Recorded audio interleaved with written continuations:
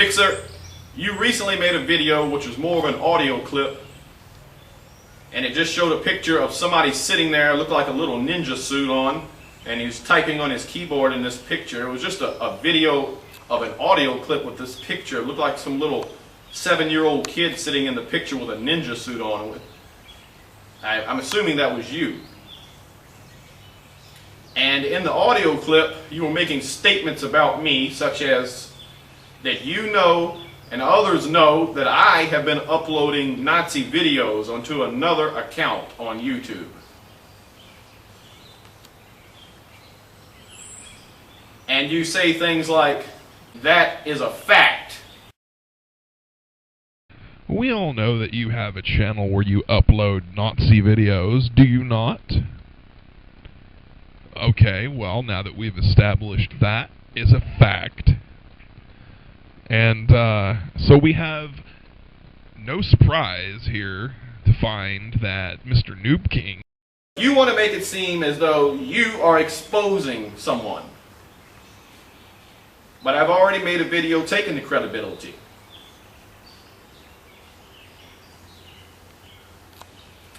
I made a video and I said very plainly that I have been uploading videos about newsreels, historical newsreels.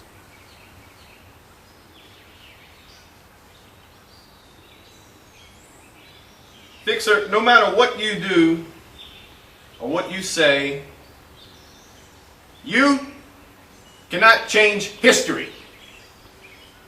Just because someone has been uploading historical newsreels, that doesn't mean that they believe in these newsreels. And now I am going to show you a few pictures of 2 different facilities. This first facility is the gate of the Auschwitz facility in Germany. It is widely known and accepted as the truth that people were tortured, that people were gassed, and that people were murdered here. In this second video clip, I'm going to show you a different facility, and I am just going to let the eyewitnesses of this facility and the people in this facility speak for themselves.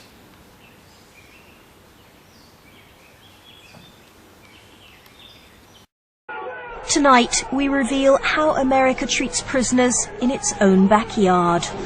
Inmates dying after being shackled or beaten to a pulp. An ever-growing death toll in a hidden world of astonishing violence.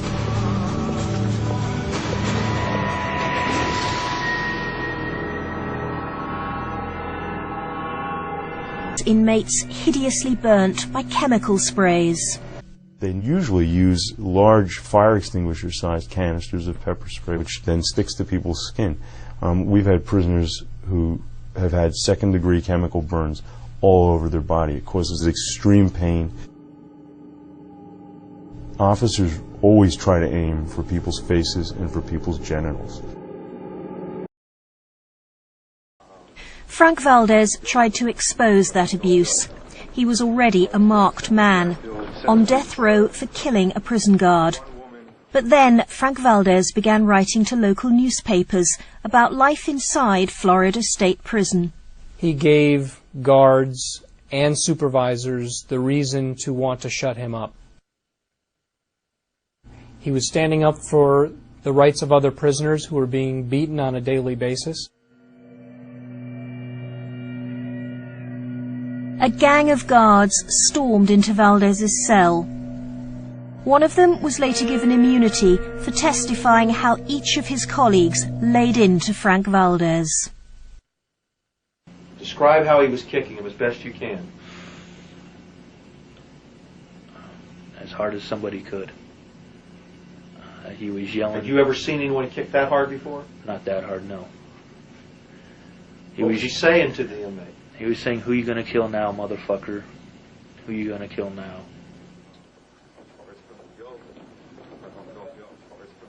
They beat him as bad as a man could be beaten. They stomped on his back and stomped on his front, breaking every rib but two in two different directions. His ribs were like splinters. The guards returned to beat Frank Valdez a second time. He was eventually found dead in a cell.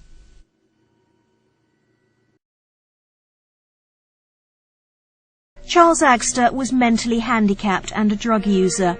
He weighed only 9 stone. 4 years ago, he was arrested in a late-night store for causing a nuisance. His parents assumed he'd just be held overnight in jail. The telephone rang, and it's the emergency room. And they said, "Well, your son is here, and he's very bad. We don't know if he's going to live through the night." The horror is captured by cameras inside Madison Street Jail. He was dragged in like a suitcase. He was hogtied. A policeman was kicking him. Charles was struggling, so 9 jail staff force him into a restraint chair, still handcuffed. One kneels on his stomach. They bend him forward to undo the handcuffs and restrap him into the chair. If it takes 9 people to put them, like to put Charles in a chair, do you know, if that's not torture, I don't know what is. We found training documents from the sheriff's own department. These clearly warn prisoners must be uncuffed before going into the chair. Bending someone double can be one cause of what's known as positional asphyxia. Despite frantic efforts to resuscitate Charles Agster, he was already brain dead.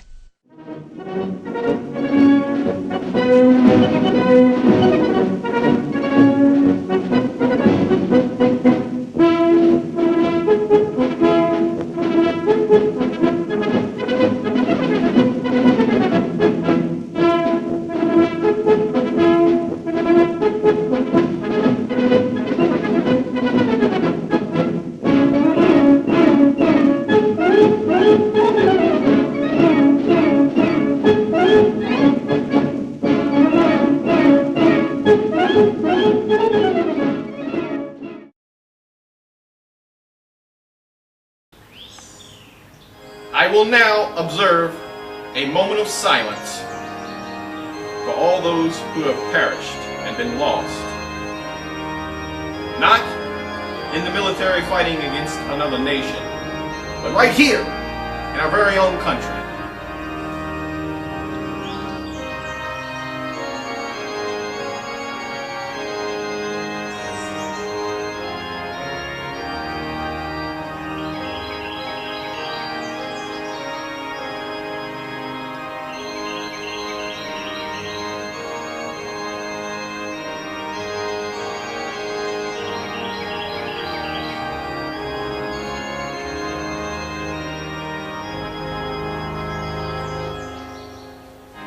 The phrase in Germany that is associated with concentration camp has the exact same meaning as what we say a modern prison is. These facilities do the same thing to people. If someone spoke against the state in Nazi Germany, they would have been taken to a concentration camp. They would have been tortured, they would have been gassed, and they would have been murdered. And if someone commits high treason in the modern society, they will be taken to prison. And as you can see by all the eyewitness statements in the video clip that you have just seen, there's evidence of people being tortured in modern prisons, subjected to chemical warfare in modern prisons, gassed and murdered in modern prisons. There is proof and eyewitnesses of this. Report after report after report after report.